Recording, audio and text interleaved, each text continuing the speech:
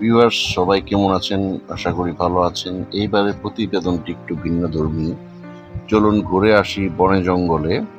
দেখুন আমি যে পথটি ধরে হেঁটে চলেছি এটি নবাবগঞ্জ উপজেলার বড়গুল্লা গ্রামের ভিতর দিয়ে ইছামতির পাশ দিয়ে নদীর পাড় দিয়ে একটি রাস্তা গিয়েছে।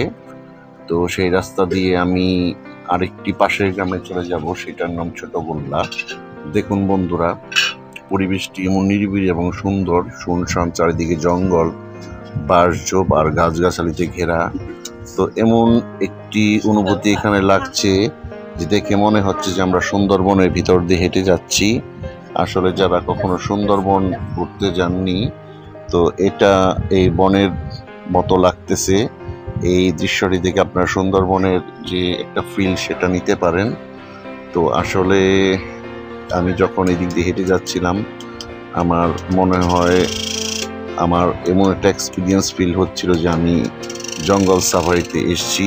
অবশ্য আমি এর আগেও জঙ্গল সাফারিতে গিয়েছিলাম, 2টা প্রতিবেদন বানিয়েছি গাজীপুরে।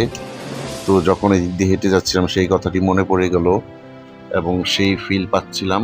আসলে যারা সুন্দরবন যাননি বা বনের ভিতরে কখনো ভ্রমণ করেনি, তারা যদি একবার এই রাস্তাটুকু দিয়ে হেঁটে যান তাহলে আপনার সুন্দরবন না গেলে সুন্দরবনের যে একটা ফিল আসলে জঙ্গলের ভিতরে কিরকম হয় সেটা আপনারা ফিল করতে পারবেন।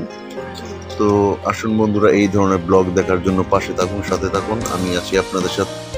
ভিডিওটি সম্পূর্ণ শেষ না হওয়া পর্যন্ত দেখতে থাকুন, সাথে থাকুন, পাশে থাকুন। এই কথার সাথে বিদায় নিচ্ছি। ভালো থাকবেন।